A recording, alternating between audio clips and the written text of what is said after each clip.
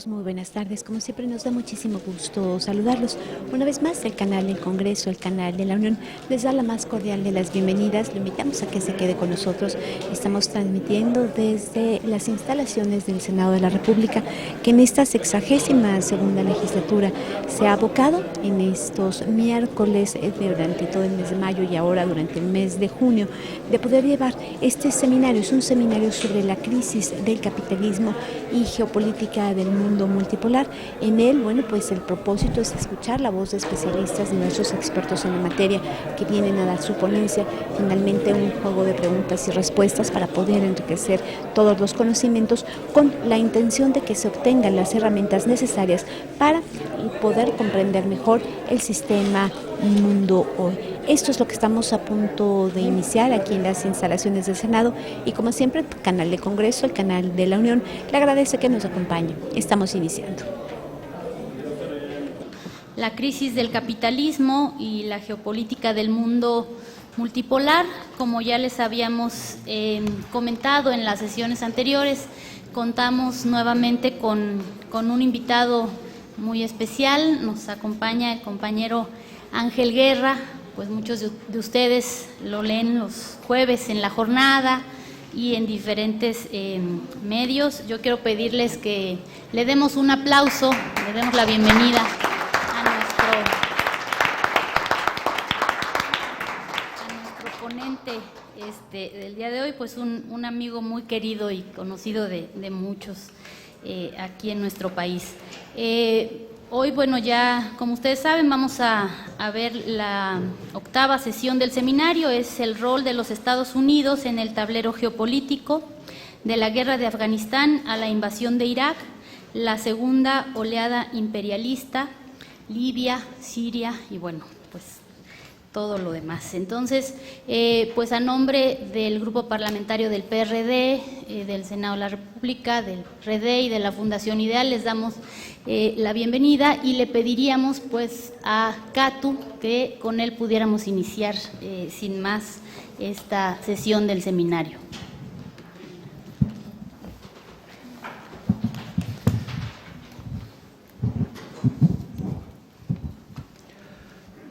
Bueno, pues muy buenas tardes a todos y a todas, un miércoles más.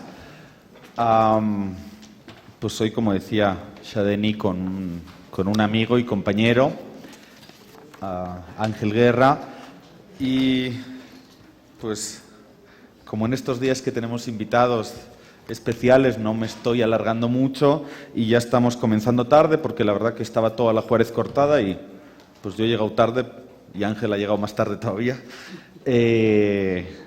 Voy a tratar de ser breve y a modo de introducción solo dejaros algunas ideas, repasando además algunas de las cosas que hemos venido trabajando en las últimas semanas.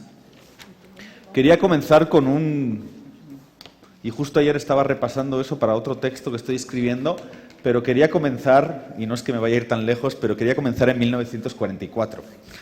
En 1944 faltaba un año para que la Segunda Guerra Mundial terminara, una Segunda Guerra Mundial de la que hace poco, ¿no?, se celebró los 70 años del fin de la guerra, y 60 años, y curiosamente, frente a lo que el relato oficial ha construido, pues si el nazismo fue derrotado fue por la Unión Soviética y fue por la pelea que dio el comunismo en el frente oriental, ¿no?, frente a muchas veces ese relato de que fueron los aliados y Estados Unidos sobre todo quien ganó la guerra. Pero si bien la guerra en el plano militar probablemente se ganó gracias al comunismo, lo que sí es cierto y no se puede negar es que fue precisamente los Estados Unidos los que ganaron y acabaron construyendo el relato, por lo menos en el ámbito cultural. Y no solo en el cultural, sino también en el económico. Decía 1944 porque incluso un año antes de que termine la Segunda Guerra Mundial se da el famoso evento, los famosos encuentros y acuerdos de Bretton Woods, y es en Bretton Woods, en New Hampshire, en Estados Unidos, donde 44 potencias, la mayoría del mundo occidental, pues dan o empiezan a dar forma a las instituciones financieras y comerciales que después han dominado el mundo, ¿no? En 1944, en Bretton Woods, se firman los tratados, de alguna manera, o el inicio del Banco Mundial, del Fondo Monetario Internacional, y también se acuerda el uso del dólar como sistema, como moneda de referencia en el ámbito internacional. Y ahí, de alguna manera, es donde comienza la hegemonía de los Estados Unidos, que era el tema de la charla de hoy, de la sesión de hoy, hegemonía que de todas formas pronto se ve truncada parcialmente o relativamente por el surgimiento de ese otro polo, de ese otro bloque que era pues la Unión Soviética y todo el bloque comunista y los países que formaban el bloque del socialismo real. Durante casi 30 años se da de alguna manera este mundo bipolar, ¿no? Con dos grandes bloques enfrentados, y a partir de 1989, 1990, 91, todas esas cosas que ya vimos, la caída del muro, ¿no? el desmembramiento y desintegración de la Unión Soviética, es que comienza de alguna manera y de manera absoluta el inicio de una hegemonía de los Estados Unidos, pues que dura toda la década de los 90 y una buena parte de la década de los 2000, ¿no? Prácticamente son 20 años de hegemonía en la que creo que no hay ninguna duda de que la hegemonía cultural, ese fin de la historia del que hablábamos, ¿no? Ese fin de las ideologías y de alguna manera y la imposición del modelo neoliberal permean una buena parte del mundo. Y esa hegemonía de alguna manera comienza a resquebrajarse, pues también, ¿no? Y recordando algunas de las cosas que hemos visto, pues en América Latina comienza a resquebrajarse ya en 1998, ¿no? Ya veíamos la victoria, ¿no? electoral del comandante Chávez, el inicio, ¿no? de la revolución bolivariana en Venezuela, la llegada de otros gobiernos progresistas, de izquierda, nacional populares, durante los años 2000. Y si en América Latina de alguna manera comienza, como digo, insisto, a resquebrajarse, parcialmente por lo menos, a finales de los 90, a partir de los 2000 surge de alguna manera otro polo, así como en algún momento era la Unión Soviética, ¿no? la que hacía ese contrapeso, pues surge ese otro gran polo que comienza a emerger y que de alguna manera pues ya lo tenemos hoy en día como una potencia que de alguna manera contrabalancea, que es la China. No me voy a extender en esto porque precisamente la semana que viene, ¿no? Sí, el 10, el próximo miércoles, vamos a dedicar toda la sesión. En principio, la sesión como planteamiento general está dedicada a los BRICS, ¿no? como polos o diferentes polos de ese mundo multipolar, pero sobre todo la vamos a centrar en China como principal potencia de esos BRICS, porque además, ya os lo adelanto, tendremos otro invitado especial que es el encargado de negocios de la Embajada de China. No me preguntéis cómo se llama, pero lo vamos a tener con nosotros, a este compañero, y pues ahí tendremos oportunidad de tratar y de debatir ampliamente la cuestión china. Os mandaba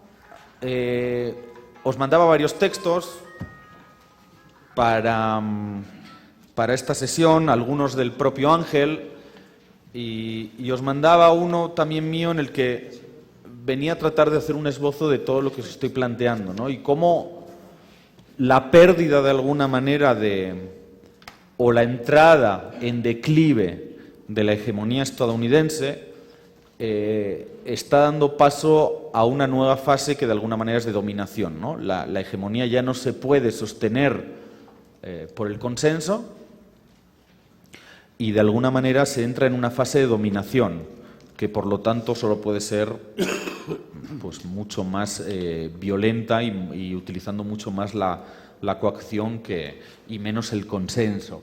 Esa ofensiva de los Estados Unidos pues a mí por lo menos me gusta escenificarla en tres planos: en el plano político, en el económico y el militar. En el plano político, pues ahí os mencionaba, ¿no?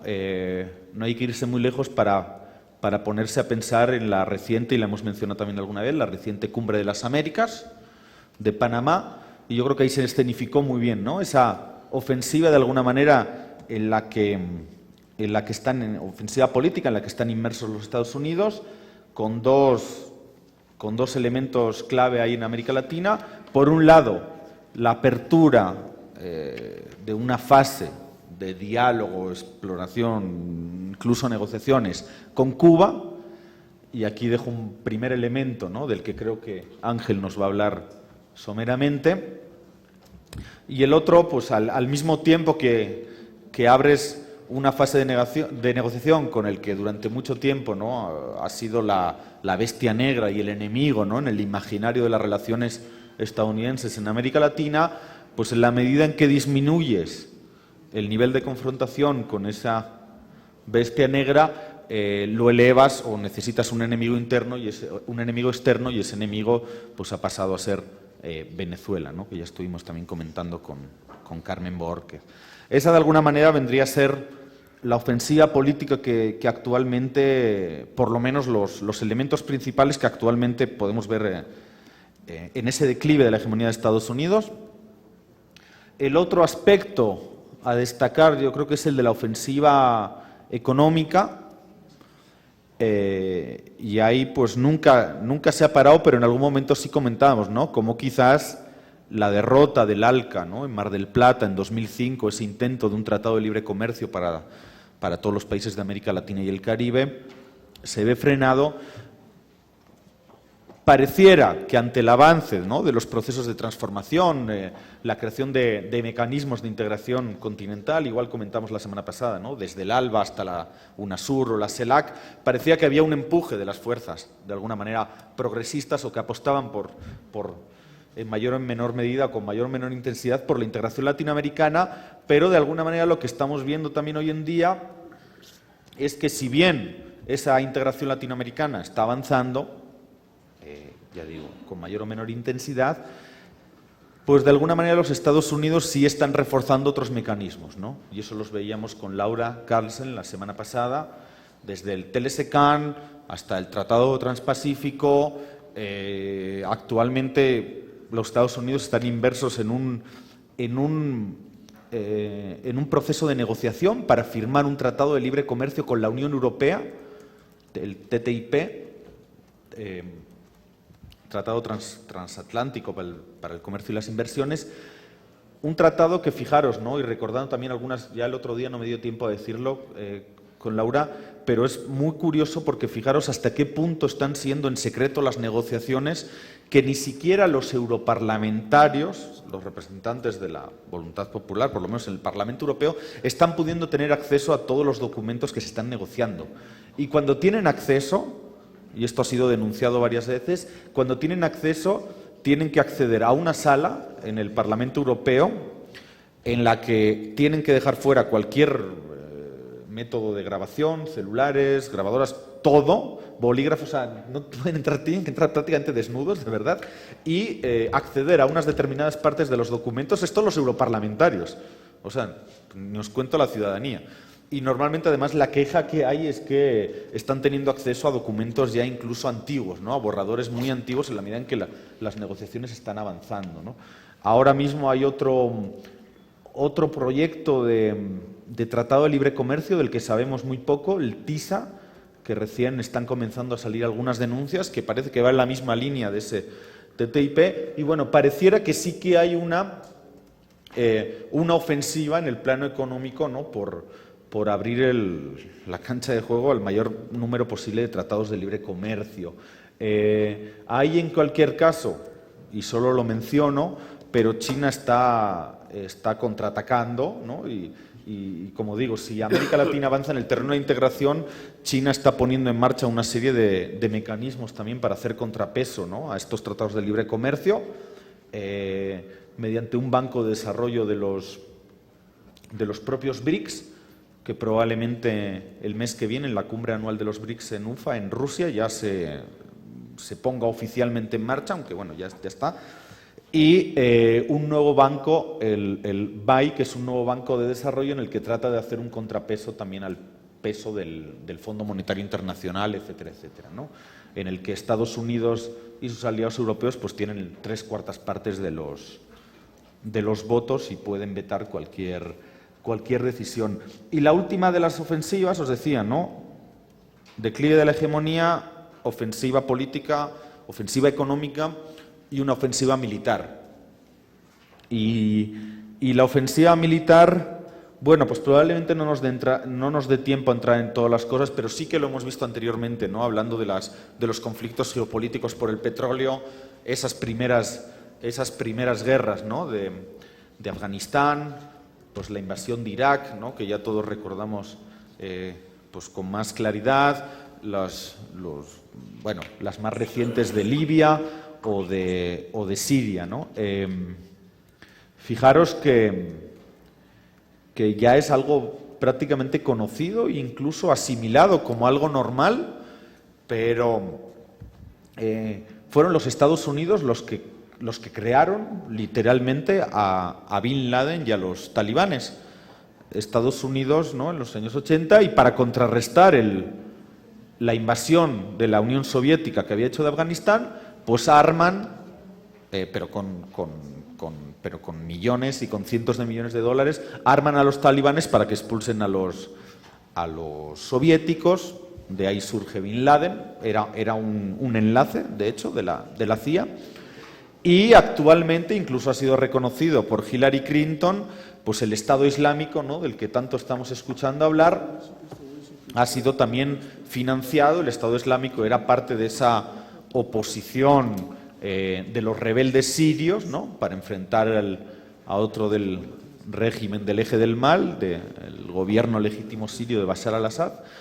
Y pues el Estado Islámico nace de ahí, y a partir de ahí, bueno, pues se crea un monstruo que además rápidamente conquistan varios campos de petróleo, empiezan a obtener unos ingresos millonarios, y pues hoy en día tienen un ejército muy bien armado, ¿no?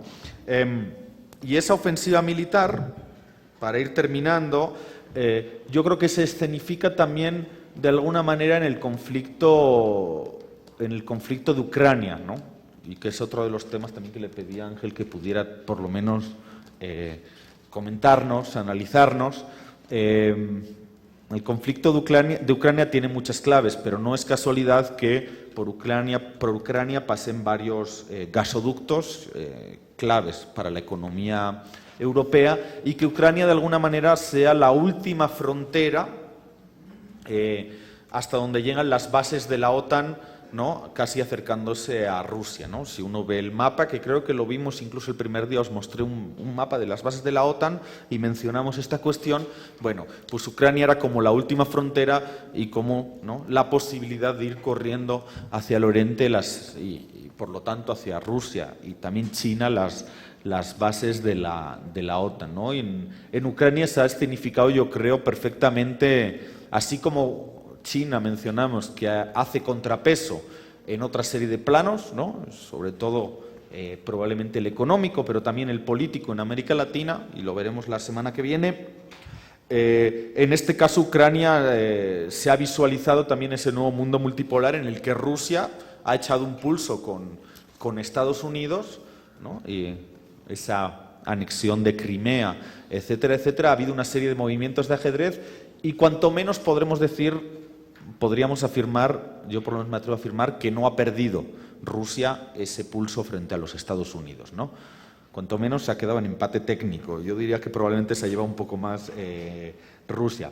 En fin, para cerrar, yo creo que estos serían un poquito, ¿no?, los escenarios geopolíticos ahora en América Latina, en esa ofensiva política, ¿no? Insisto, yo creo que el tema de Cuba, y Ángel, aunque viva desde hace muchos años aquí, pero es cubano, conoce perfectísimamente, ¿no?, este escenario, y el otro que se ha librado también recientemente en el otro lado del globo es el de Ucrania. Faltaría probablemente un tercero, que es el de Medio Oriente, pero precisamente después de la sesión de China vamos a tratar y a trabajar también la cuestión de Medio Oriente y específicamente además el conflicto israelí-palestino o árabe-palestino, y ya os lo anuncio, con el embajador de Palestina en México, que también nos va a acompañar. Entonces, bueno, quizás, ¿no?, las próximas sesiones, como digo, nos tocará profundizar China y nos tocará profundizar Medio Oriente. Pero hoy con Ángel, pues espero que vayamos o que nos ayude a desarrollar estos temas que mencionaba, así que sin más le doy la palabra. Gracias.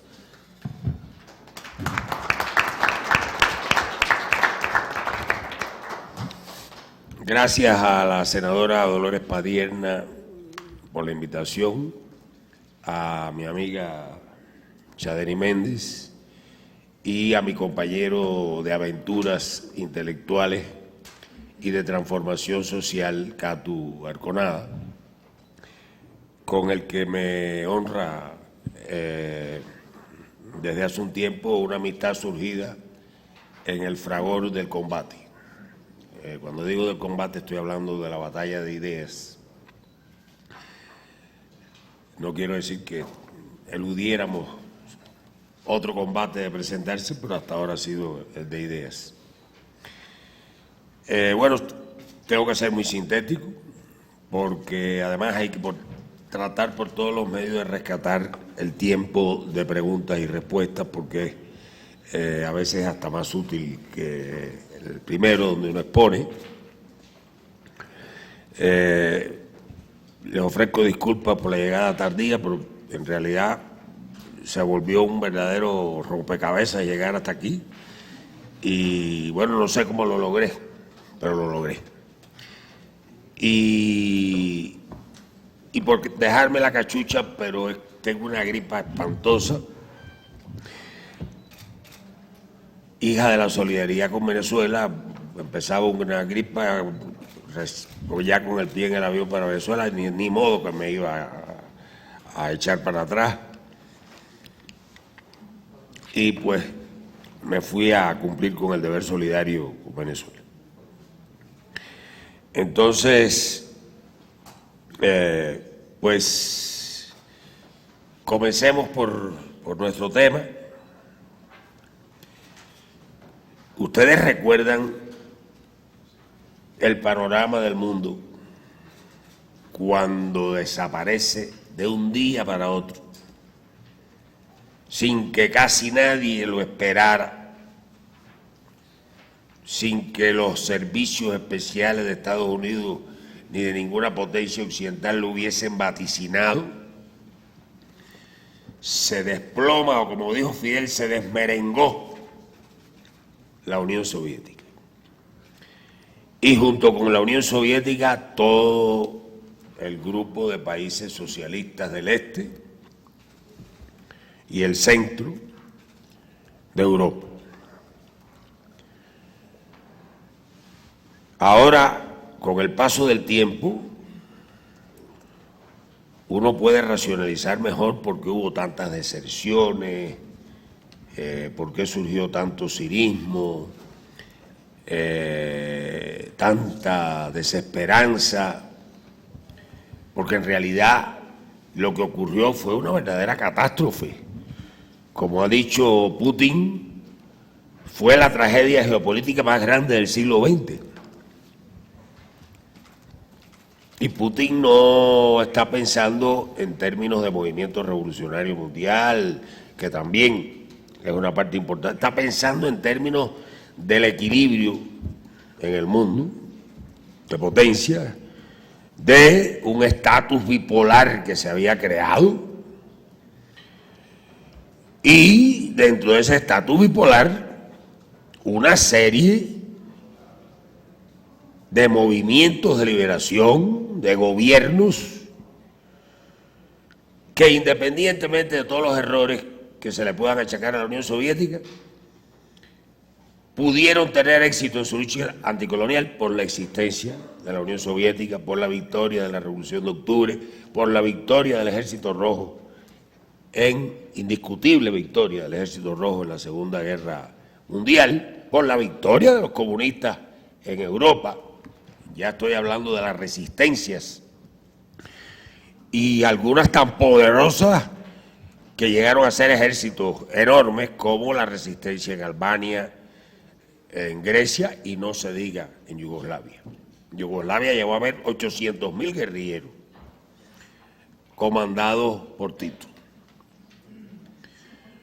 Entonces, de aquel mundo, de repente, los pequeños países y los movimientos de liberación nacional se sintieron huérfanos. Por Cuba, muchos de los mejores amigos no daban ni un centavo. Les daba mucha pena, los acongojaba el fin trágico que íbamos a tener los revolucionarios cubanos. Cuba tiene la singularidad de que su dirección revolucionaria decidió resistir en condiciones que pareció una locura. El Producto Interno Bruto cayó 35% en menos de 3 años, al desaparecer la Unión Soviética y el campo socialista del este, y con eso las fuentes de tecnología, de capital y los mercados, y los precios favorables que pagaban esos mercados a los productos cubanos. Ningún gobierno en el mundo se ha sostenido en el poder después de una caída en el PIB de 30 y tantos %. Es más, en la Gran Depresión, que yo sepa, ningún país llegó a caer tanto en su Producto Interno Bruto. Y miren que la Gran Depresión fue una tragedia de grandes proporciones. Pero el sistema cubano, tanto a nivel de cultura política como a nivel de organización,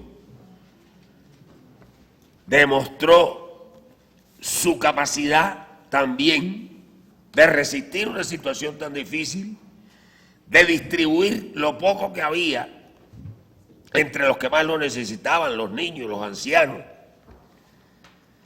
no aplicar las leyes del mercado,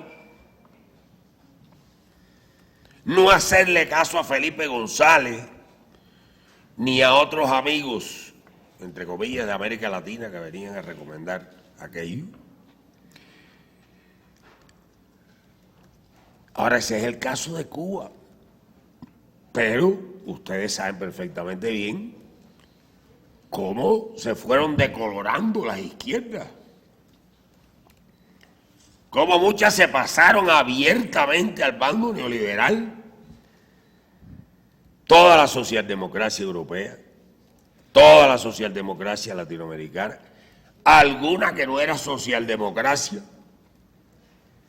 partidos comunistas que se vinieron abajo en cuestión de semanas, meses, cambiaron de nombre y volvieron a cambiar, como el actual Partido Demócrata Italiano, que su antecedente es nada más y nada menos que el poderosísimo y prestigiosísimo Partido Comunista que encabezó Togliatti, que a su vez dirigió la batalla de los partigiani contra la ocupación fascista en la península itálica.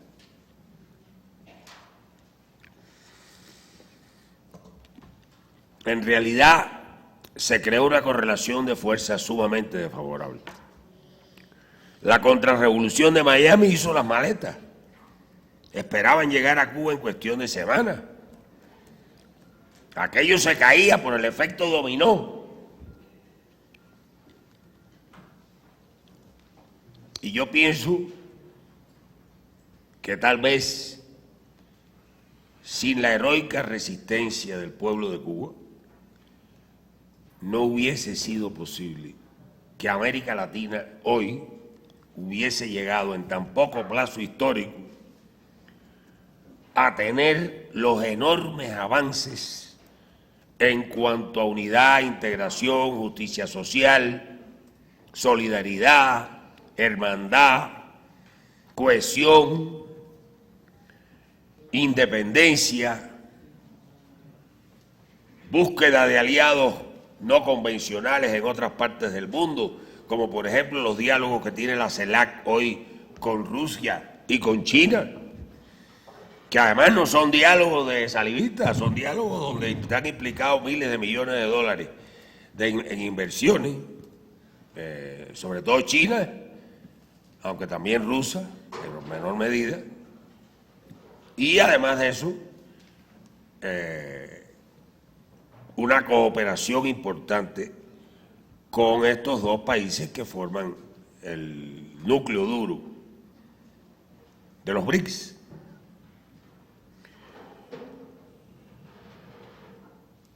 El mismo hecho de que Brasil, de ser un país dominado por el neoliberalismo, donde se estaba privatizando todo, a ser un protagonista importante de la unidad y la integración de América Latina, eso significó un cambio enorme. Ahora, antes de eso, ya se había empezado a luchar en América Latina. Aquí las políticas neoliberales se aplicaron a rajatabla. En algunos lugares, de una manera bestial, como en Venezuela, que por eso se generó el Caracazo. En el Caracazo aplicaron en 24 horas lo que, por ejemplo, en México se han demorado años. O sea, por pequeñas dosis. Allí lo metieron de un día para otro. Por eso la gente se sublevó, asaltó los supermercados, quemó edificios, automóviles, en fin, fue un estallido de ira popular extraordinario que no se quedaría en el aire porque 2 años después el teniente coronel Hugo Chávez encabeza un movimiento político militar para cambiar el estado de cosas. Y aunque es derrotado, asume la responsabilidad, cosa que no hace ningún golpista. Además, esto de entrada no era un golpe bajo ningún concepto a lo que estábamos acostumbrados en América Latina, porque la embajada de Estados Unidos no estaba involucrada en él.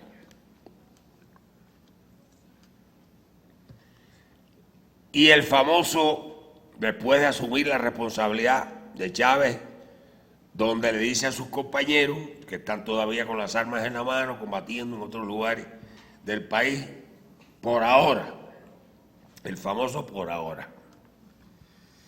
Y el famoso por ahora terminó en 1998 con la elección de Chávez como presidente de la República Bolivariana de Venezuela. Chávez no creía en la vía electoral cuando produjo el pronunciamiento militar. Pero en la cárcel reflexionó mucho, leyó mucho, habló con muchos compañeros y compañeras y llegó a la conclusión de que la profunda crisis de los partidos políticos en Venezuela, del sistema, el desprestigio a que había llegado, hacía posible que una opción popular, una opción alternativa, pudiera por vía electoral no ya llegar al gobierno, sino inclusive a convocar una asamblea constituyente y a cambiar gran parte de los fundamentos del Estado venezolano. Y ni más ni menos que eso fue lo que logró para empezar. Chávez, y estoy empezando por América Latina, con toda deliberación, porque cuando se habla de esta cuestión del tránsito de la unipolaridad a la multipolaridad, se empieza hablando casi siempre de China y de Rusia, y además se habla de esto como algo inercial, que no tiene una interrelación dialéctica con otros muchos fenómenos en el mundo. Y por cierto, en el papel jugado por China y Rusia en los últimos años, tiene mucho que ver la labor desplegada por Hugo Chávez. Mucho que ver. Y era evidente que Chávez era otra cosa. Era evidente que se trataba de un gran líder. Era evidente que no se trataba de un demagogo, mucho menos de un populista, en el sentido peyorativo que se usa del término. Cuando yo vi que Fidel Castro fue a recibir a la escalerilla del avión, siendo presidente de Cuba, a la escalerilla del avión, a aquel teniente coronel acabado de salir de la cárcel, yo me puse a reflexionar qué cosa habrá visto Fidel, qué cosa, porque además Fidel iba a recibir a muy pocas personas en el aeropuerto. Estoy hablando de jefe de Estado. No está obligado por el protocolo a recibir a un jefe de Estado. Fidel fue hasta la escalerilla, subió la escalerilla. ¿Sí? A partir de ahí surge un dúo creativo, dinámico, que se aporta mutuamente, que se estimula mutuamente, que se aguijonea mutuamente, que se critica mutuamente y que en realidad desempeñó un papel enorme y de lo que pareció una América Latina ya condenada al fin de la historia, como decía Cato, condenada a la negra noche del neoliberalismo que acostumbra mencionar el presidente Correa, se produjo toda la transformación con la llegada al gobierno de Kirchner, de Lula, de Tabaré Vázquez y en el año 2005, 6 años después de la toma de posesión de Chávez y un año después de la creación del ALBA en La Habana, de la que formaban parte solamente Cuba y Venezuela, se produce un punto de giro fundamental en la historia de América Latina, la derrota del ALCA.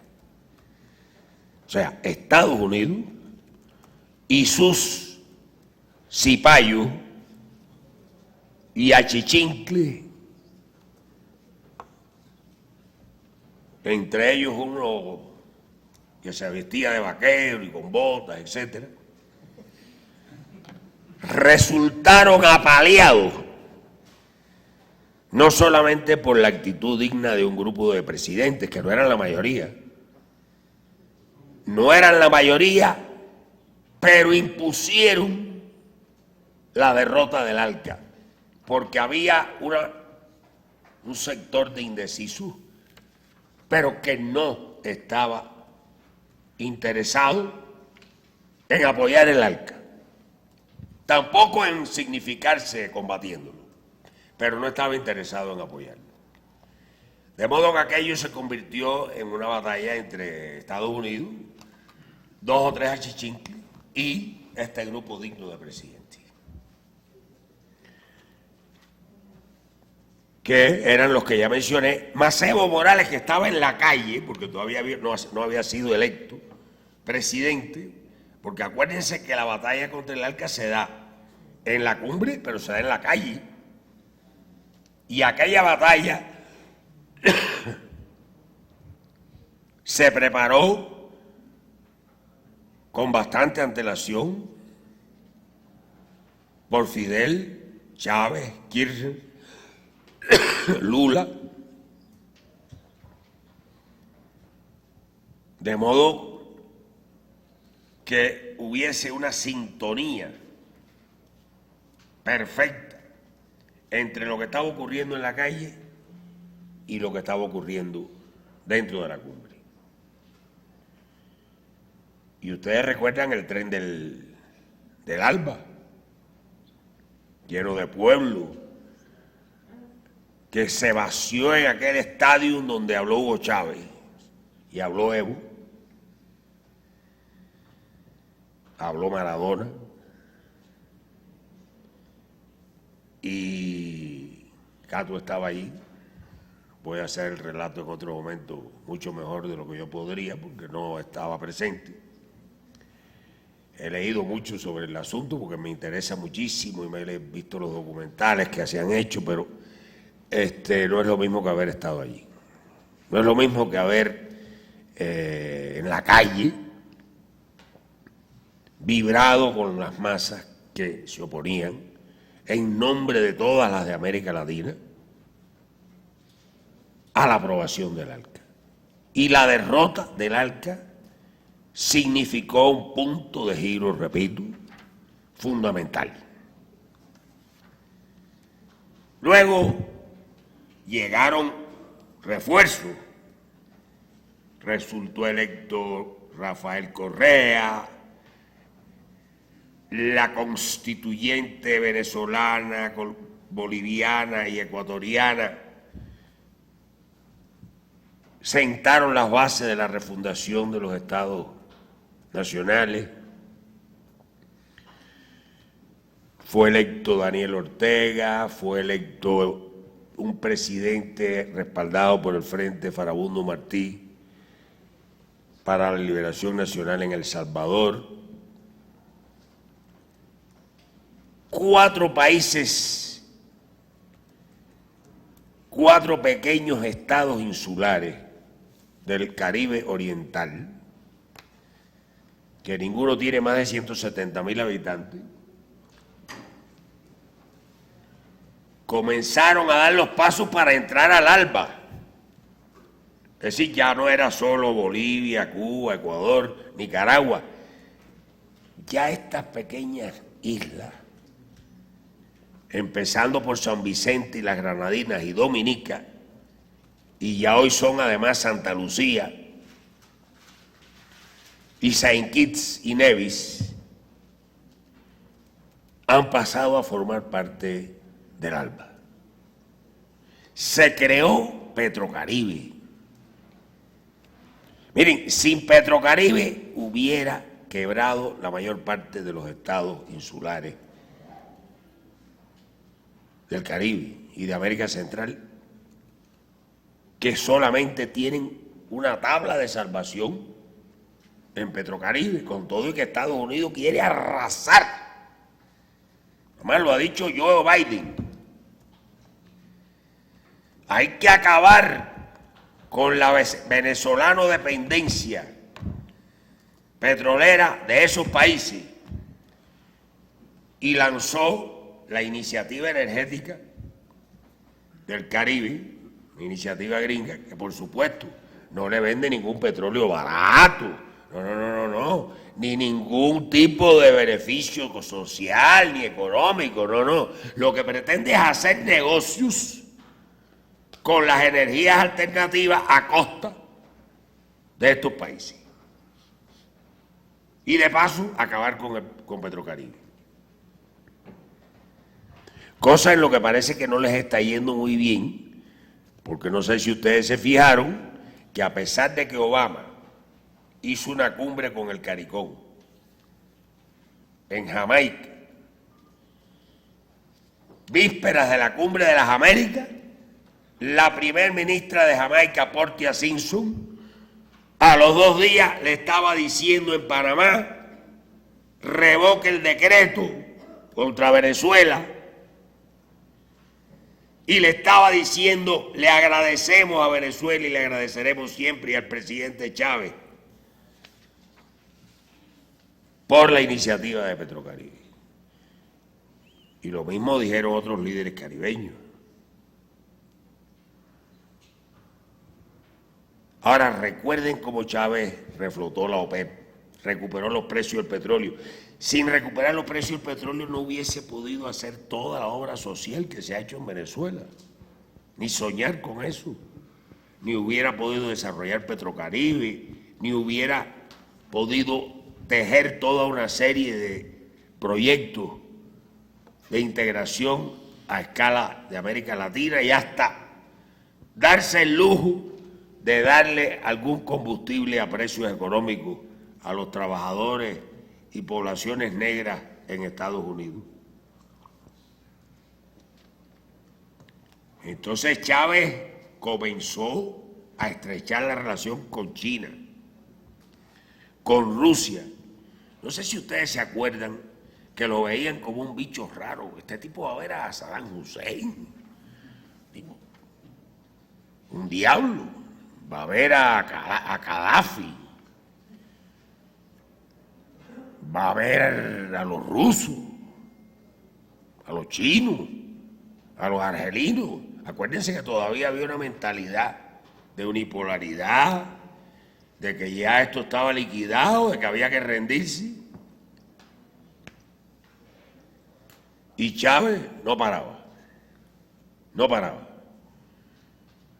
Se bajaba de un avión, se subía en otro avión, estaba en una constante actividad y en permanente contacto con Fidel, discutiendo con Fidel. Petrocaribe surgió de una plática de Fidel y Chávez,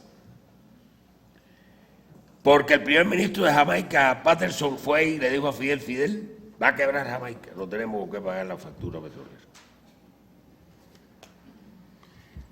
Y así surgió.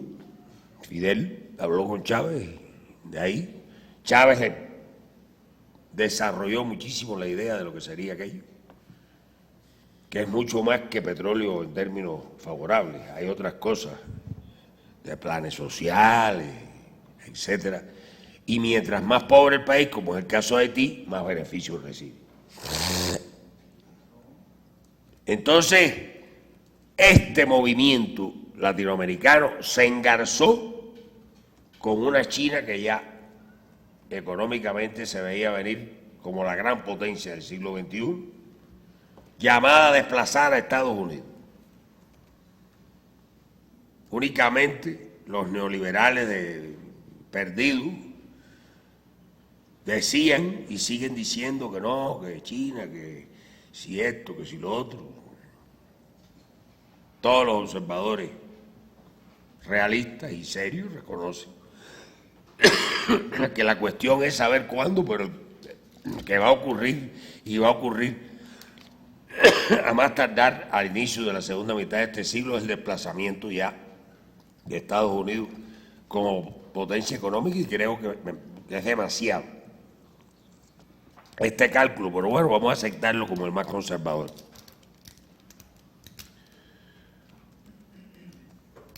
Ahora, Estados Unidos, como decía Cato, en aras de preservar la hegemonía, se percata que ya no hay otra forma de hacerlo que mediante la barbarie. Y después del 11 de septiembre, que lo usó como pretexto, se habla de la teoría de la conspiración, que si fueron ellos mismos, yo no sé. Yo sí sé que lo que más les podía convenir a los intereses de la élite de Estados Unidos fue el 11 de septiembre. Y a partir de ahí comenzó el estado de excepción en Estados Unidos y en el mundo. A partir de ahí se derogan todas las libertades civiles, los derechos civiles, el espionaje telefónico masivo, que olvídense de que el Senado va a poder, con el acuerdito ese que hizo ayer, parar a la National Security Agency. Eso es verdaderamente infantil, que el que crea que eso va a parar algo. Han han espiado a Angela Merkel, al primer ministro inglés, que se supone que es su aliado preferido. En fin,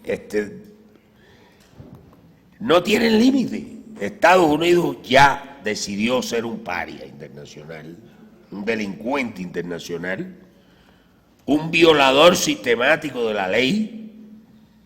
Ataca a Afganistán sin autorización del Consejo de Seguridad. Lo mismo hace en Irak. A pesar de las mentiras sobre las armas de destrucción masiva que hicieron a Colin Powell hacer el papelón de ir allí. Y digo que hicieron porque en realidad no estaba de acuerdo con lo que estaba haciendo, pero bueno, le tocó hacerlo. Y no contentos con eso, porque en realidad el objetivo, como se ha visto en varios libros que se han publicado, era atacar Irak, porque era petróleo lo que hacía falta. Petróleo. Y en Afganistán le servía para este propósito por su posición, pero había que ir a una fuente grande de petróleo. Ya Arabia Saudita es de ellos, pero necesitaban otra muy grande, Irak. Porque Irán se le fue de las manos con la revolución de los ayatolás, después del golpe que le dieron a Mossadegh en el año 40 y algo, después de la Segunda Guerra Mundial. Y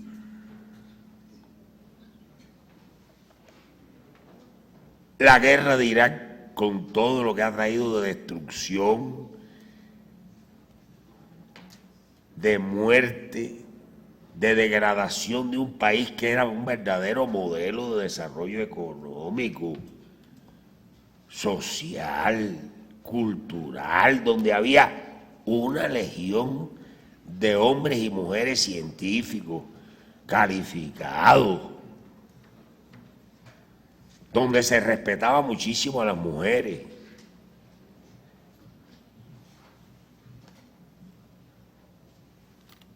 Pero luego inician una retirada de Afganistán después de el famoso refuerzo que envió primero Obama, y de Irak, pero interviene en la agresión a Libia, Estados Unidos. Y aunque no interviene militarmente en Siria, pues hace lo que estaba diciendo aquí Cato. Simplemente el Estado Islámico es una hechura de Estados Unidos.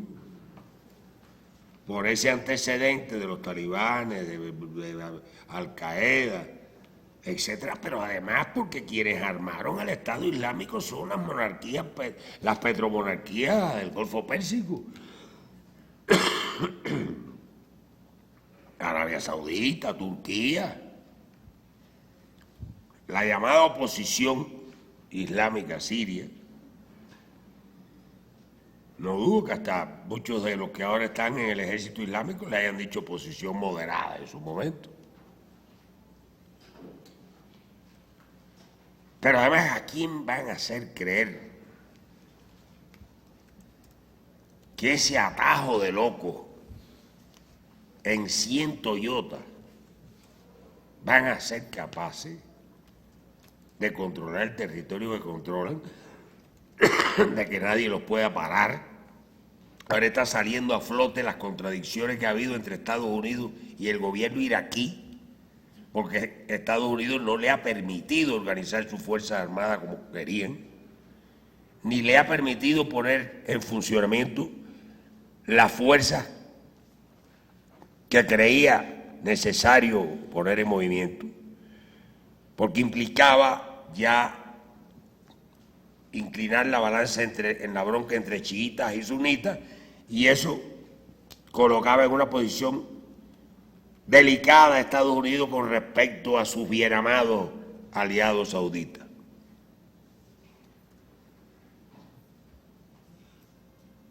En Libia es una caja de alacranes lo que han dejado abierto, eso no se sabe.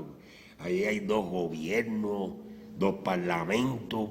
Bueno, ellos mismos ahora andan lamentándose de que no hay un gobierno con el que hablar para que detenga el flujo de migrantes, porque Gaddafi lograba una cohesión nacional, un Estado nacional con el que se podía hablar, con el que se podían tomar decisiones. Ahora no hay nada de eso.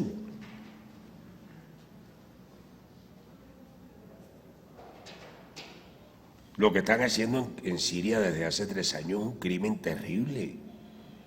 Y esos datos que ellos dan, como si los muertos fueran ocasionados por el gobierno sirio, no, esos muertos se deben a la intervención del imperialismo. Es a lo que se deben esos muertos. No voy a negar que haya habido un movimiento contestatario en Siria, en los inicios de todo esto, pero es un movimiento político. No era un movimiento que pretendiera, ni mucho menos desmembrar a Siria. Nada de eso. Incluso estaba por la vía pacífica. Y el gobierno de Assad dio muestras de querer buscar una solución política, pero no se lo permitieron. Lo fueron conduciendo a esta situación. Y ahora resulta que el Estado Islámico está acosando a las unidades del ejército sirio y haciéndolas perder terreno porque tiene todo el apoyo de las petromonarquías. Y además de eso, le sobran fanáticos que lleguen uno atrás del otro ahí a lanzarse como kamikaze. Entonces, en un momento dado, Estados Unidos ve la situación que se estaba creando en Ucrania como un modo de darle un fuerte golpe a Rusia. Derriban al presidente legal, golpe de Estado, imponen una junta fascista allí, desarrollan una guerra civil en el sur y sureste de Ucrania, donde están la mayoría rusa y rusófoba, rusófona. Y cuando vinieron a darse cuenta, resulta que Rusia se había quedado con Crimea. O sea, Crimea había regresado a donde perteneció, a Rusia. Pero eso no es lo más importante. Lo más importante es que se aseguró Rusia la base del Mar Negro, de la flota del Mar Negro, que desde el punto de vista estratégico para Rusia es fundamental. Siempre para Rusia los mares cálidos, la salida de los mares cálidos ha sido una cuestión estratégica fundamental de Rusia. Desde el siglo XIX, desde la época de los zares.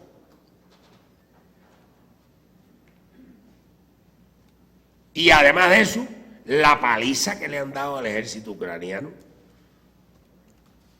estas guerrillas que se han armado en el sur y el sureste de Ucrania con apoyo ruso, como es natural. De modo que mi pronóstico va más allá del decato, y yo creo que ahí Estados Unidos ha sido derrotado por ahora.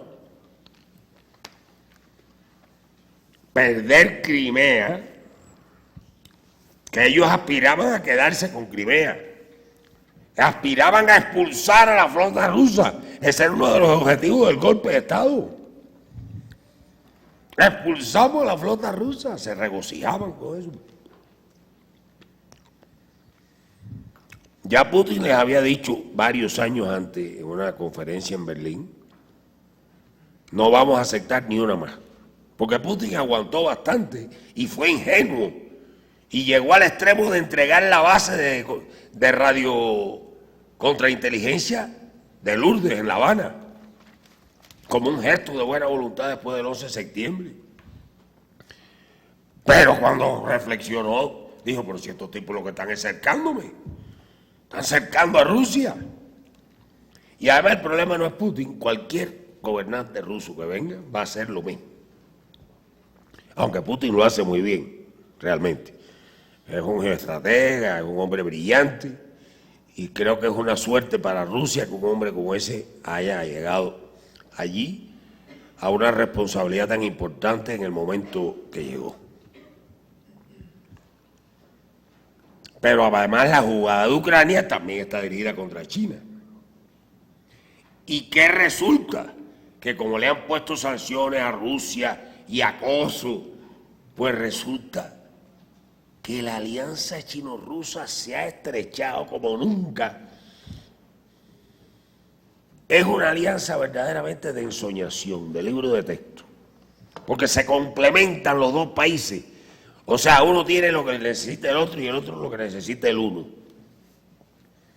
Rusia tiene el armamento más moderno, más sofisticado, y tiene toda la energía que China necesita, desesperadamente. Y China tiene la tecnología, China tiene el expertise, el know-how, y la lana para invertir en trenes.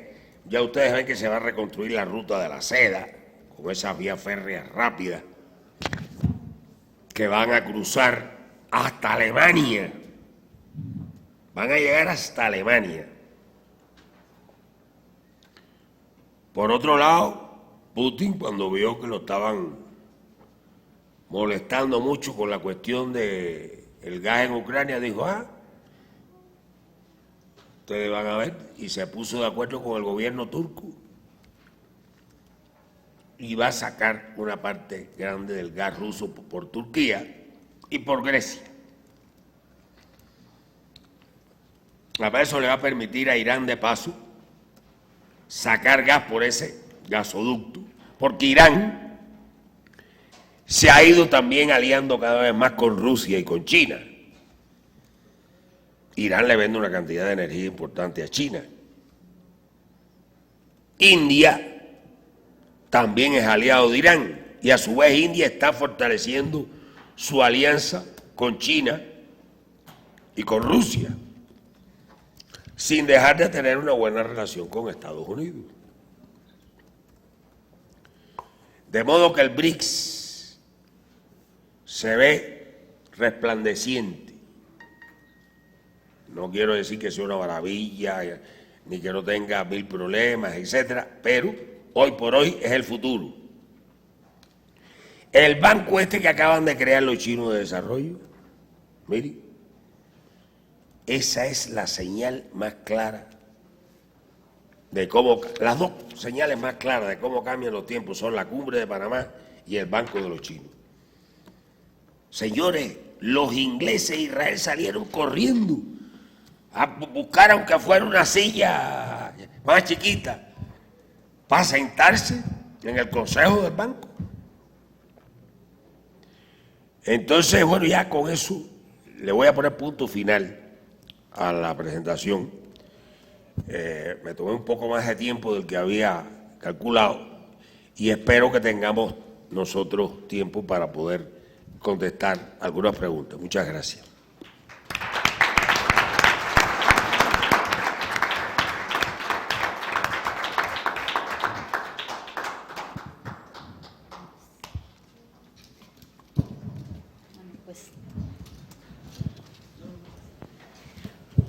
Bueno, pues por supuesto le agradecemos a Ángel pues toda su exposición, y como hacemos normalmente les pediríamos que puedan ir levantando la mano. Vamos armando la ronda de preguntas para que podamos dar tiempo para que nuestro ponente pueda también comentar, y entonces le pediríamos si tienen por aquí el micrófono para poderle pasar al compañero, y ahorita vamos para irlos pasando. Adelante.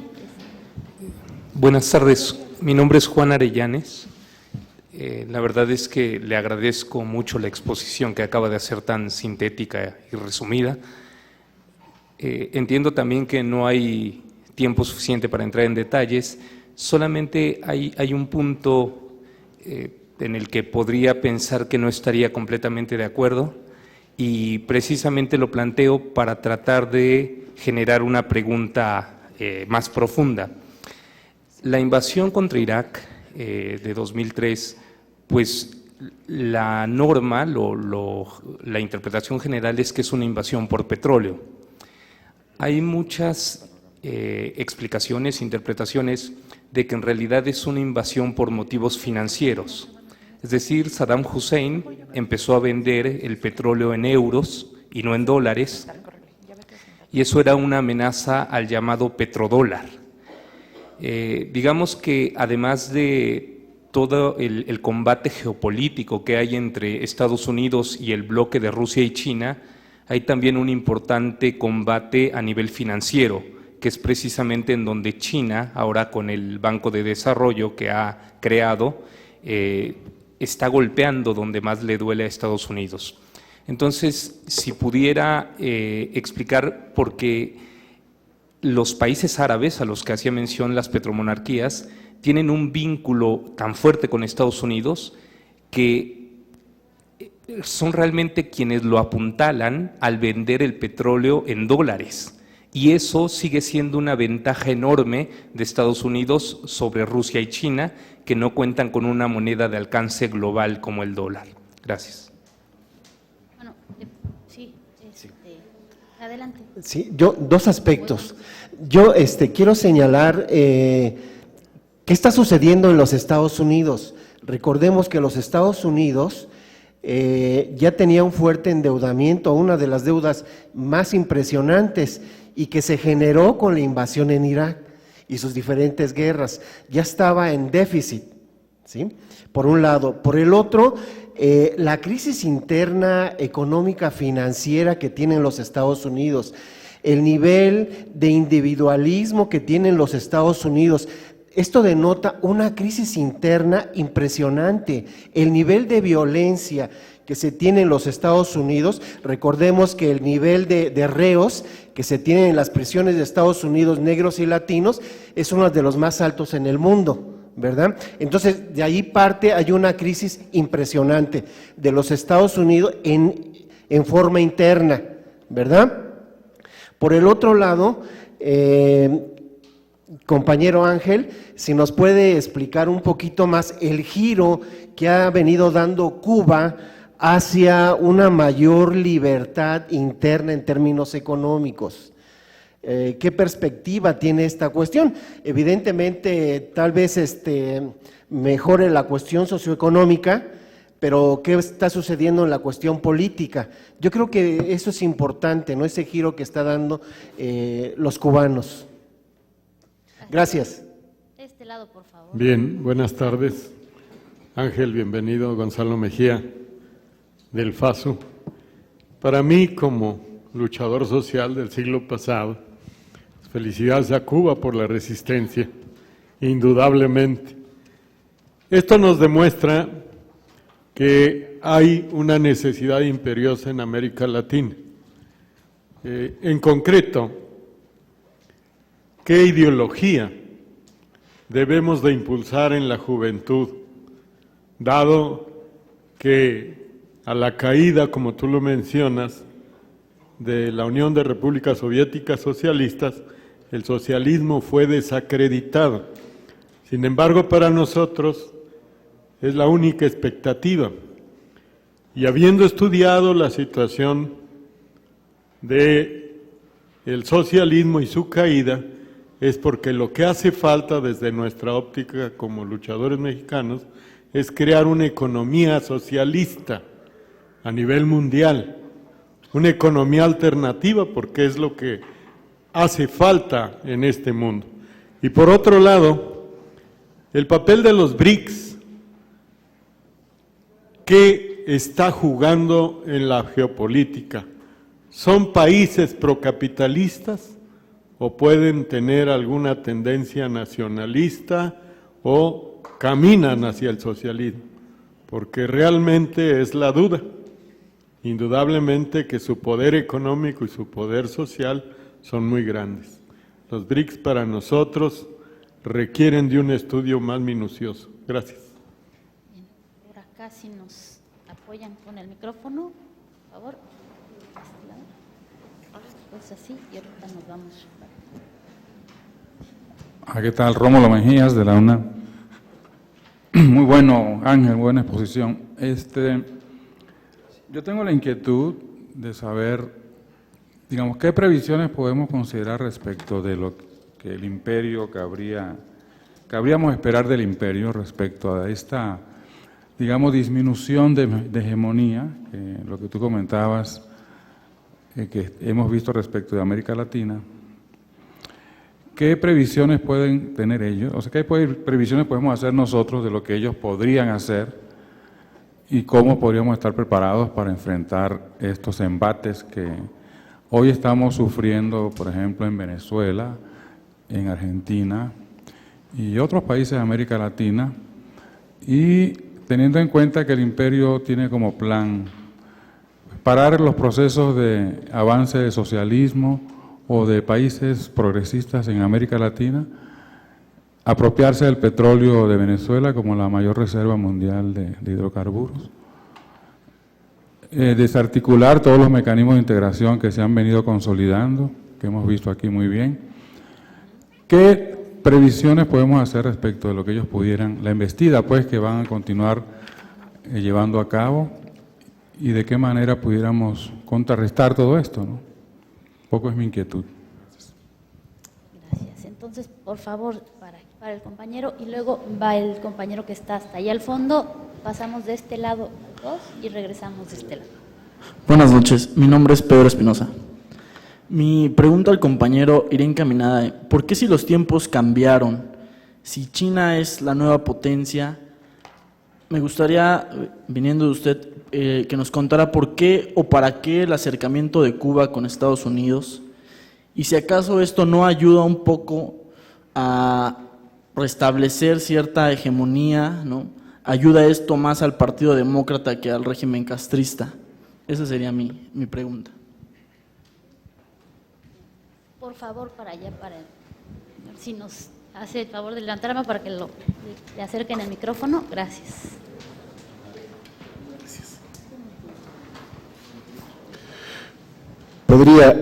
¿Podría, por favor, abundar un poco más sobre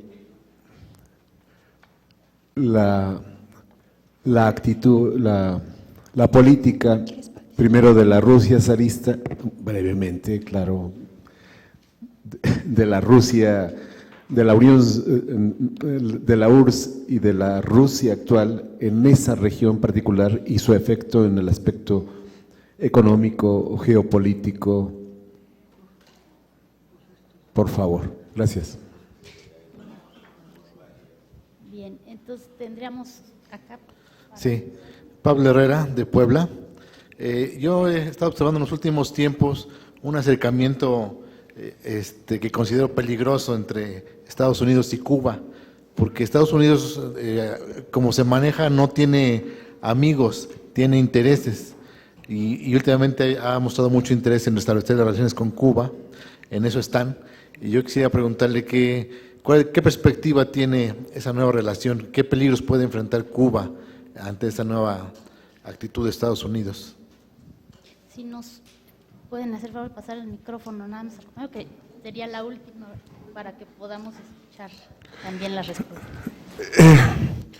Yo creo el panorama que expuso aquí el compañero, junto con lo que hemos estado revisando en el transcurso del seminario, con los diversos países, lo que ha venido sucediendo, diríamos, históricamente, este comportamiento del capital, del gran capital, de los capitales nacionales incluso, ¿sí?, para retomar esos nuevos bríos del capital en conjunto.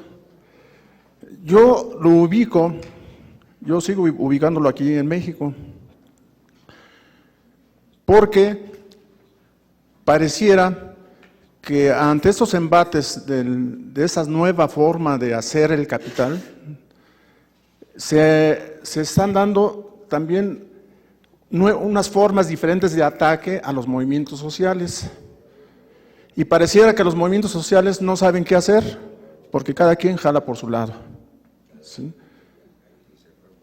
Entonces, ¿qué hace falta? Porque ha habido varias experiencias. Lo que he estado observando en los diversos ejemplos de los países, ¿qué hace falta? A lo mejor no nada más en México, sino en los países en lo general, ¿no? ¿Qué hace falta para que estos movimientos sociales puedan tener un efecto o una repercusión sobre el interés que realmente se busca, que es mejorar la calidad de vida de la población? Pareciera que eso históricamente se da y cada vez nos cuesta más trabajo, ¿no? Entonces, ¿qué tenemos que hacer? ¿Qué podemos, qué visión, qué perspectiva tenemos ante esto, ¿no? ¿Qué podemos aprender de todo esto? Gracias. Gracias. Cerraríamos nada más con la pregunta que nos habían pedido de ese lado. Entonces, sí.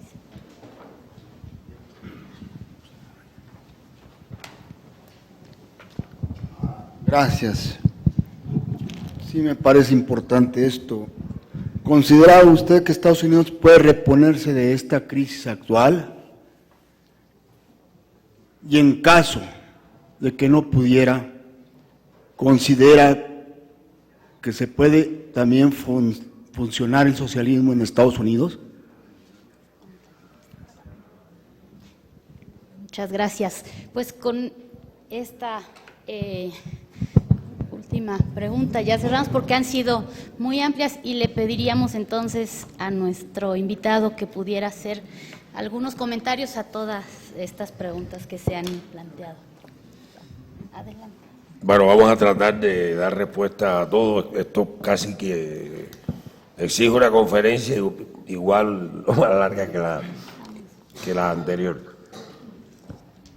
Pero yo creo que son preguntas muy pertinentes, muy útiles. Con respecto a la invasión de Irak, cuando dije petróleo, lo dije en el sentido más amplio. En este tipo de movimientos del imperialismo, por regla general no se juega a una sola banda, sino a varias bandas. Entonces, controlar el petróleo de Irak está claro que era un objetivo fundamental, porque acuérdense que Estados Unidos estaba en una crisis gravísima con el petróleo. Desde poco después de la Segunda Guerra Mundial dejó de ser exportador y cada vez producía menos. Entonces, con la agravante de que cada vez necesita más petróleo y más gas. Por supuesto que había otros factores que intervenían. Uno de ellos es que el lobby sionista empujaba también porque Saddam Hussein, con todo y todo, pues era una piedra en el zapato de Israel, a pesar del debilitamiento de los 10 años de bloqueo, etcétera, y de las consecuencias terribles de ese error garrafal que cometió Saddam Hussein, que fue la agresión a Irán, una cosa absolutamente loca, a la que fue empujado por Estados Unidos, Alemania, Inglaterra, etcétera.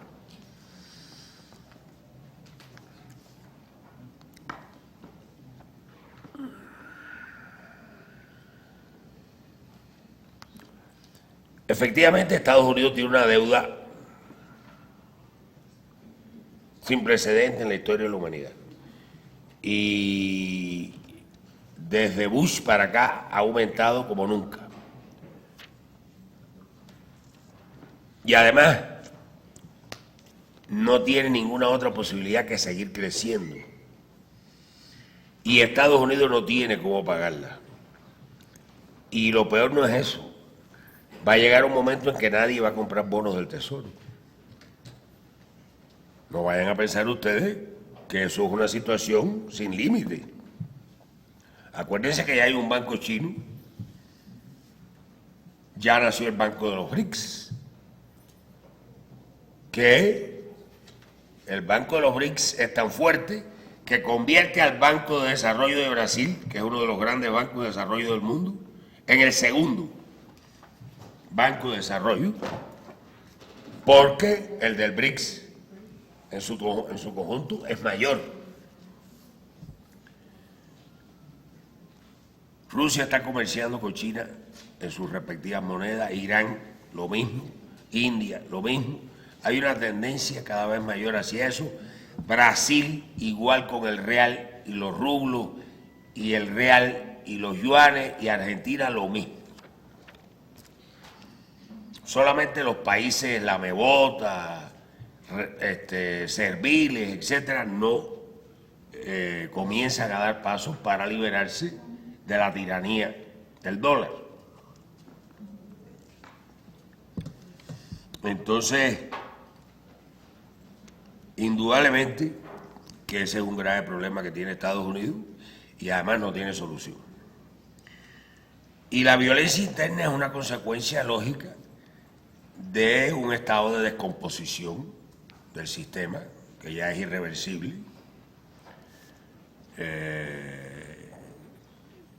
Las contradicciones se agudizan cada vez más. El número de pobres crece cada vez más. Los ricos cada vez son más ricos y cada vez son menos en el conjunto de la población. En este momento la desigualdad es mayor que vísperas de la depresión de 1929. O sea, la desigualdad está llegando a límites solamente conocidos cuando la Gran Depresión. Y en esa época además Estados Unidos era una potencia de la que ahora no queda más que la sombra. Si no tuviera los colmillos nucleares que tiene, uno diría, bueno, no es para preocuparse tanto, pero desgraciadamente lo que enseña la historia y la teoría es que los imperios, cuando están en este periodo de decadencia, se vuelven muy agresivos, muy irresponsables, muy aventureros. Y prácticamente el único idioma que quieren usar es el de la violencia. En América Latina se les ha podido parar precisamente por todos estos cambios que se dieron aquí, que no se dieron en África, ni se dieron en gran parte de Asia y en otras zonas del tercer mundo. Únicamente América Latina tiene una cohesión, una arquitectura de unidad e integración como el ALBA, UNASUR, CELAC. Eso no lo tiene ninguna otra zona del mundo, excepto Asia, donde, bueno, ya ustedes ven el grupo de Shanghái, cómo va tejiendo lazos con este grupo euroasiático formado por Rusia y varias de las ex repúblicas soviéticas. Además, cuando decimos grupo en Shanghái, estamos hablando de India, Irán, que ya entran posiblemente en la próxima reunión del grupo como miembros plenos. Ahora, la cuestión de la ideología y de la relación de una vanguardia política con la ideología tiene mucho que ver con el estado de conciencia de las masas. Una vanguardia no le puede plantear a las masas una ideología que las masas no estén preparadas para aceptar, porque sencillamente resulta rechazada por las masas. Una vanguardia no puede separarse tanto, ir tan delante que deje atrás a las masas. Entonces tiene que tener un fino termómetro. Y por otra parte, para declarar una ideología, uno tiene que partir de la correlación de fuerzas de que dispone. Porque yo puedo decir mañana, vive el socialismo aquí en México, Y así me irá. Con los miles de kilómetros de frontera común con Estados Unidos, cuando esto es territorio del Comando Norte. Acuérdense que México formaba parte del Comando Sur. Lo sacaron del Comando Sur y crearon el Comando Norte para abarcar Canadá, México y Estados Unidos. Y México es territorio de seguridad nacional de Estados Unidos, hasta el Suchate. ¿Qué cosa es la iniciativa Mérida? Plan Colombia 2. Usted aquí no se está jugando cuando se habla de estas cosas. Uno puede parecer muy revolucionario diciendo abajo el imperialismo, vive el socialismo, vive el comunismo, y quedarse solo y que no lo siga nadie.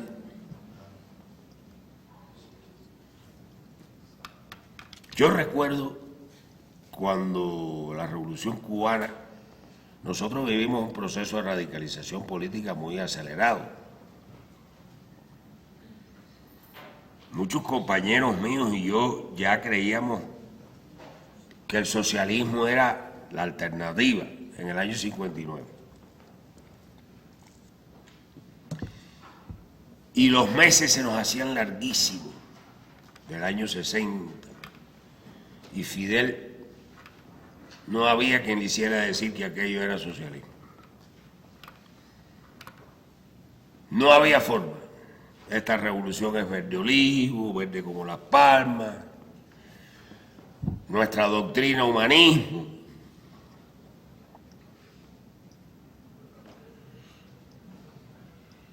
Y con ese sentido que tienen los grandes líderes de la coyuntura y de la oportunidad,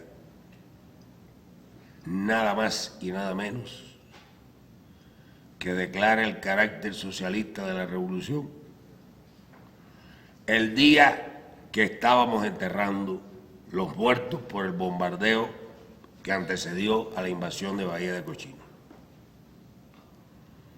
que termina diciendo el discurso: viva nuestra revolución patriótica, democrática y socialista.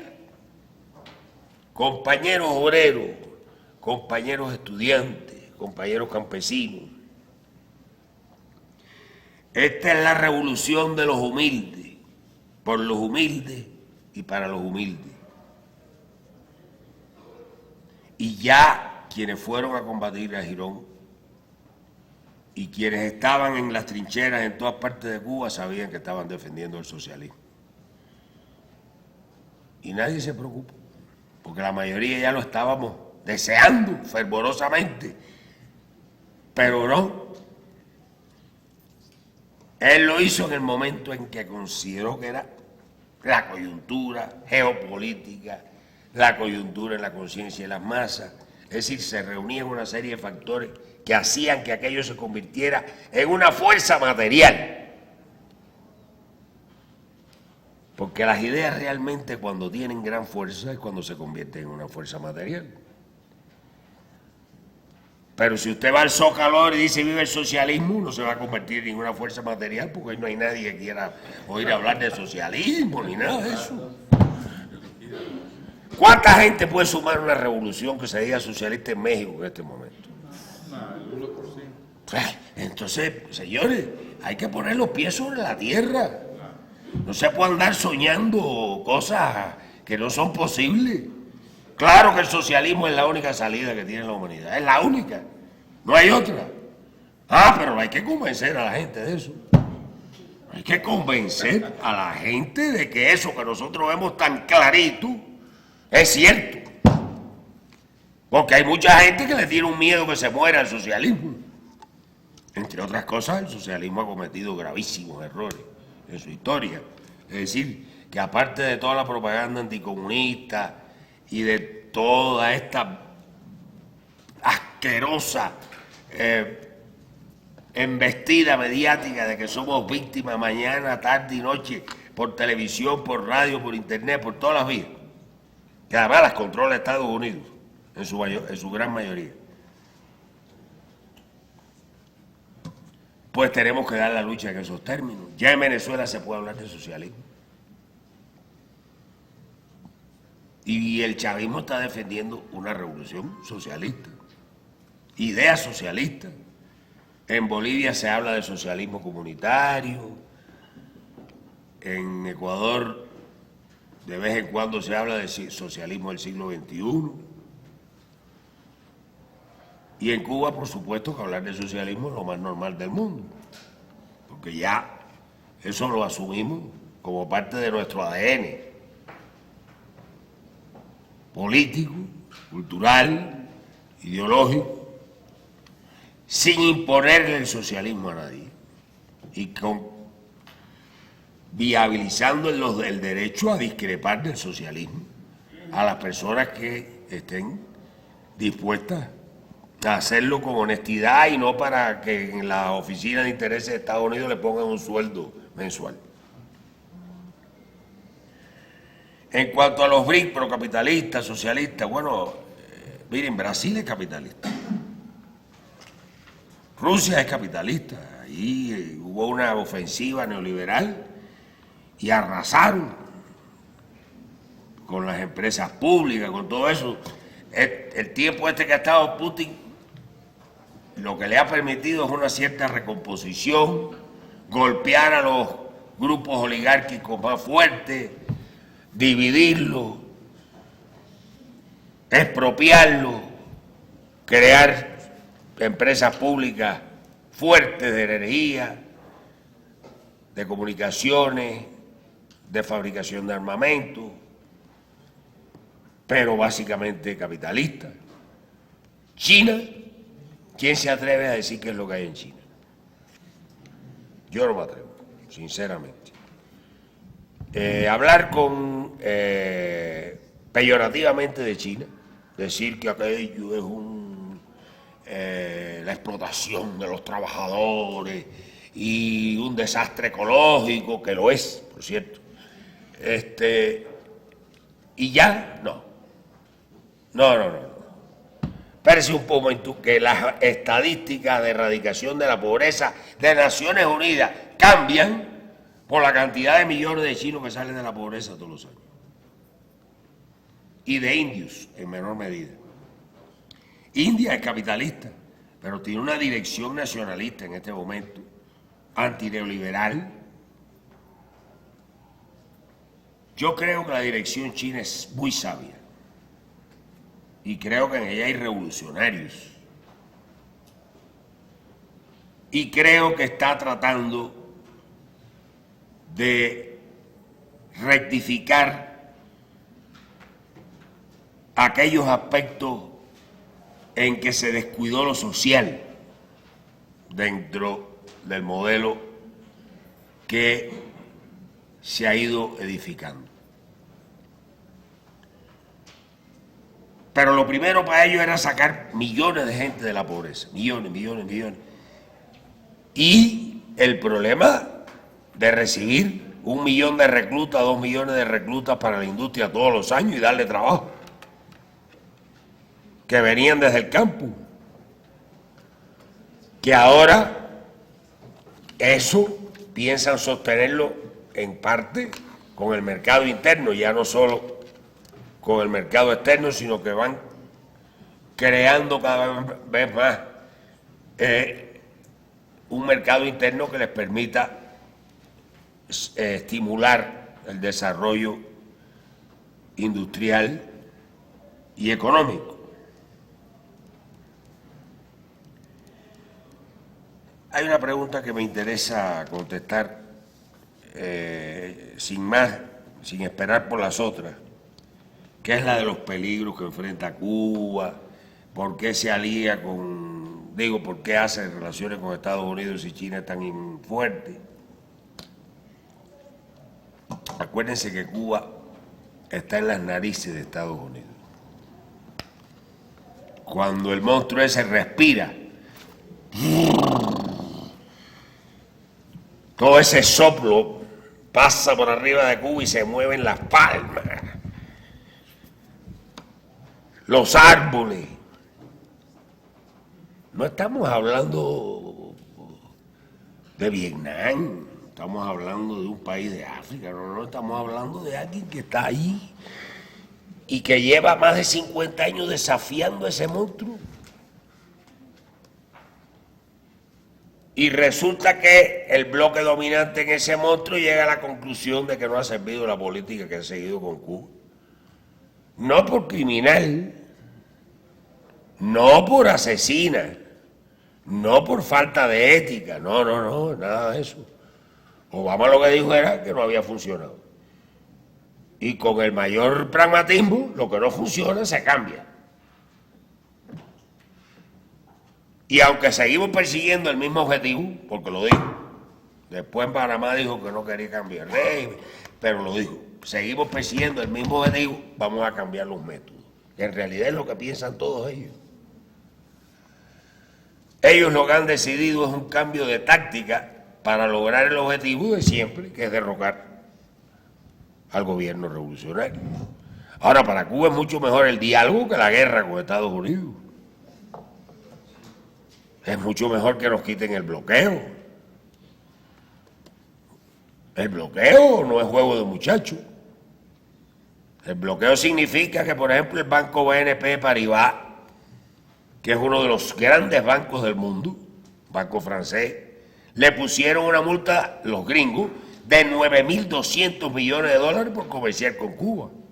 ¿Quién se atreve a comerciar con Cuba después de eso? Y eso fue el año pasado, casi víspera de que se hiciera el anuncio de la reanudación de relaciones. Ahora, que es un paso positivo, acaban de sacar a Cuba de la lista esa infame de patrocinadores del terrorismo, que ningún país tiene derecho a elaborar una lista como esa. Eso es un acto de barbarie, de incivilidad. Y mucho menos poner a Cuba ahí en esa lista que nunca debió estar. Porque si alguien es terrorista en el mundo es el gobierno de Estados Unidos. Entonces realmente es el colmo de la hipocresía, el cinismo. Y ellos vienen practicando una campaña terrorista contra Cuba desde que triunfó la revolución. Y si me aprietan desde antes, porque ¿a quién armó el ejército de Batista? ¿Y quién le dio las bombas a la Fuerza Aérea de Batista? ¿Y quién trató por todos los medios de defender la dictadura de Batista hasta cuando ya no pudo más? Que entonces se les ocurrió dar un golpe palaciego y crear una junta cívico-militar con un magistrado del Tribunal Supremo. La fórmula clásica que la revolución no les iba a permitir, y Fidel le dijo, revolución sí, golpe de Estado no. Esta vez los mambises, es decir, el ejército independentista, sí entrará en Santiago de Cuba, porque ellos no le permitieron al general Calixto García, que fue el que le abrió la puerta a Santiago de Cuba, si no, no hubieran podido desembarcar cuando la intervención de 1898, ellos no hubieran podido desembarcar sin el apoyo de las fuerzas cubanas. Y en el caso de Santiago, de la fuerza bajo el mando de Calixto García, pero no le permitieron al ejército cubano desfilar. Entonces,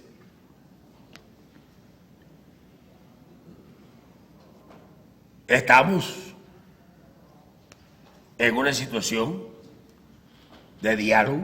Se está hablando sobre cooperación contra el narcotráfico, cooperación contra el terrorismo, cooperación contra los accidentes producidos por derrames petroleros, cooperación entre los servicios de guardacostas de ambos países para el salvamento marítimo y aéreo.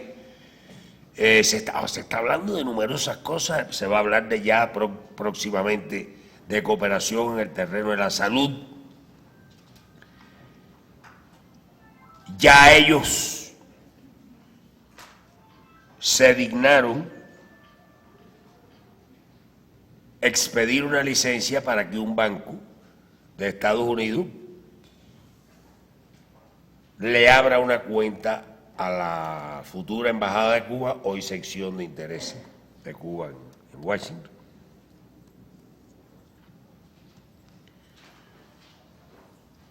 Como ha dicho Raúl Castro, Esto es un proceso largo, donde no se ha resuelto lo esencial, que es que no se ha levantado el bloqueo. Ellos nos quitaron de la lista de los países terroristas, pero resulta que todas las sanciones económicas que le imponen a uno por estar en esa lista están en el bloqueo. Es decir, el cuartico, más o menos, está igualito. Aunque sin duda alguna es un gesto sacar a Cuba de la lista de países terroristas, que pueda abrir la cuenta, que sigan las pláticas. Ahora, según tengo entendido, el debate se centra en el diálogo bilateral, en la interpretación que tiene cada una de las partes sobre la Convención de Viena en cuanto a la conducta de los diplomáticos. Porque, como ustedes saben, Estados Unidos no es muy dado a cumplir con las normas. Entonces ellos consideran que tienen derecho a conspirar dentro de Cuba, a repartir dinero a trochimoche, a reclutar activistas para sus proyectos de fomento de la democracia. Y Cuba no tiene esa opinión. Cuba tiene la opinión de que un diplomático tiene que llevar a cabo otras funciones. Según la Convención de Viena, el diplomático está allí en el lugar donde lo sitúan para mejorar las relaciones con el país anfitrión, para desarrollar las relaciones comerciales, políticas, culturales, etcétera, pero no para derrocar al gobierno. Entonces, eso, en este momento, pues puede dilatar el que se establezcan finalmente las relaciones diplomáticas y se abran las embajadas. No quiere decir que esto no vaya a suceder. Yo pienso que esto viene en el futuro cercano. En el futuro cercano, pues se abrirá una embajada en Washington y otra en La Habana. Cuba no se va a dejar imponer ninguna condición, ni va a permitir que le violen su ley ni sus normas, ni el gobierno, ni ninguna empresa privada de Estados Unidos, ninguna transnacional, por grande que sea. Todas tienen que acatar las leyes cubanas.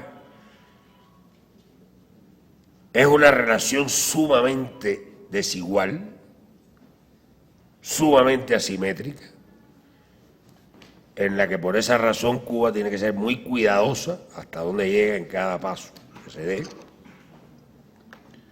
Pero tampoco atemorizarse. Hay que aceptar este desafío.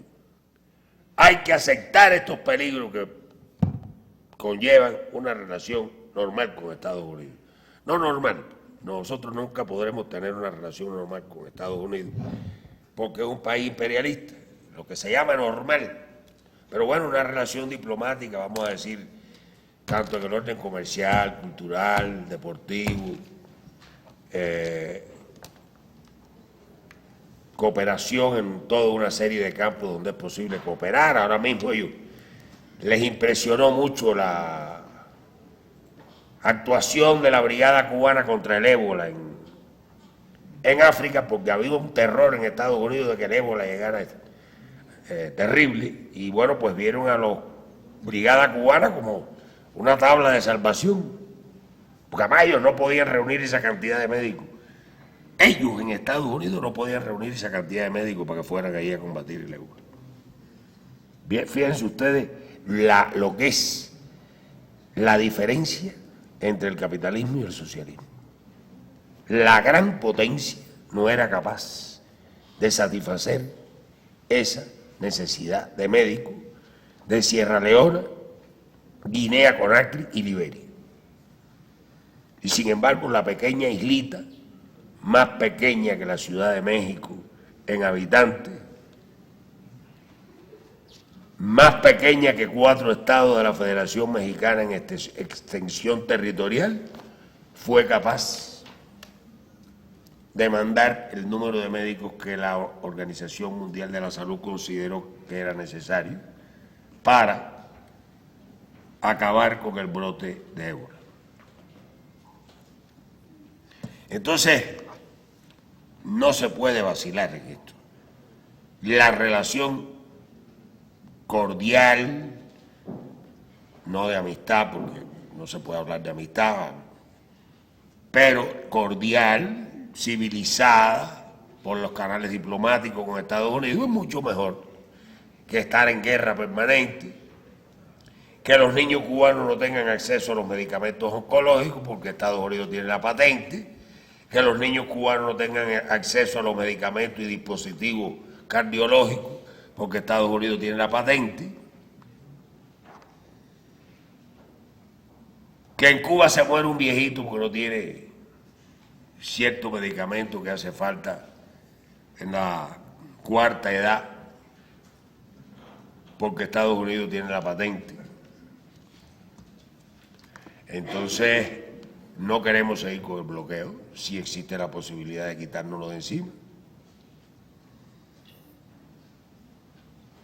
Y estamos dispuestos a correr todos los riesgos que haya que correr.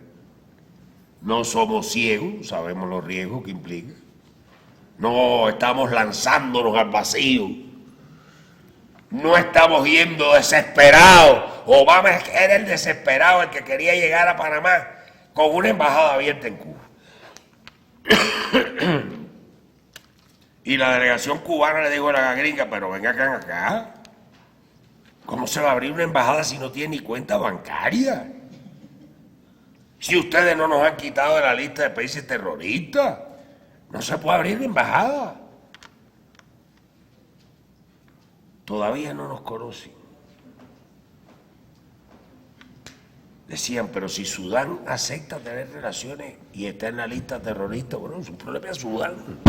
Pero nosotros sí no aceptamos eso.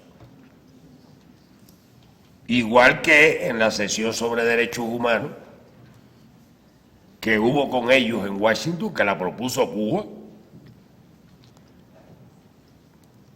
ellos creyeron que aquello iba a ser un paseo, que ellos iban a ir de fiscal a decir que Cuba no tenía libertad de prensa, de reunión. Y Cuba dijo, no, un momento, que vamos a hacer la agenda aquí. Y aquí viene el racismo, la violencia policial, la caída del salario real en Estados Unidos en los últimos 30 años, el aumento de la pobreza, la desigualdad, la invasión de Irak, de Afganistán, la destrucción de culturas enteras. Es una lista enorme de violaciones a los derechos humanos que a Cuba le preocupan enormemente, que comete Estados Unidos dentro y fuera de su territorio. Y para colmo, esta cosa espantosa de zanahoria para Cuba y garrote para Venezuela. Ellos se creían que Cuba se iba a quedar callada. Y fue la declaración más dura de ningún gobierno en América Latina. Hay que leer la declaración cubana. Y además, declaración del gobierno revolucionario. Porque no fue ni de la Cancillería, ni del presidente, no, del gobierno revolucionario de Cuba. Y además, Obama tuvo que aguantar que Raúl se lo dijera de nuevo ahí en Panamá.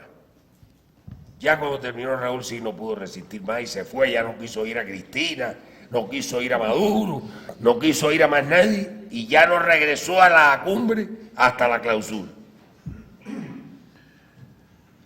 A Raúl no le quedaba más remedio que oírlo, porque si no oía a Raúl, pues el show a lo que él iba, que era a exhibir que había restablecido con Cuba, pues. Y bueno, pues me está diciendo con mucha razón, Catu, que tenemos que terminar, que se quedaron cosas sin contestar, les pido disculpas, pero bueno, esta cuestión de Cuba tenía que quedar lo más clara posible y en eso me concentré en los últimos minutos. Muchas gracias.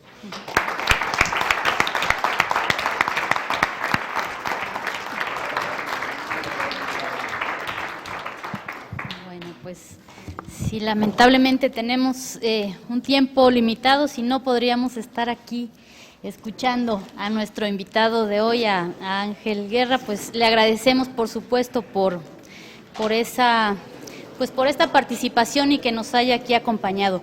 Quiero aprovechar para nombre de la senadora Dolores Padierna, del Grupo Parlamentario del PRD y de la Fundación Ideal también, pues hacer la entrega a nuestro compañero Ángel Guerra de este reconocimiento. Muchas gracias, de verdad, Ángel, por acompañarnos en este seminario. Y bueno, pues a todos ustedes agradecerles su presencia, recordarles el próximo miércoles tenemos la siguiente sesión, es donde vamos a abordar el tema de los BRICS, y recordarles, además tenemos otro invitado especial de la Embajada de China. Les agradecemos mucho y nos vemos el próximo miércoles, aquí mismo. Y así estamos llegando al final de este seminario.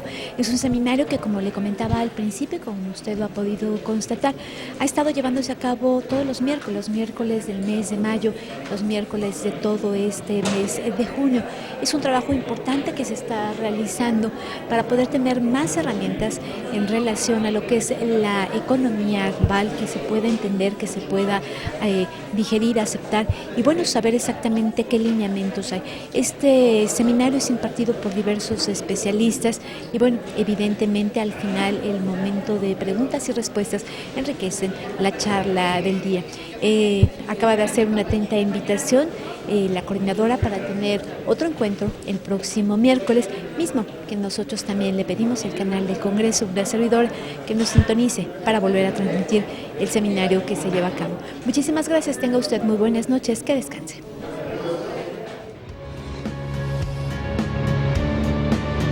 Canal del Congreso, el canal de la Unión, presentó.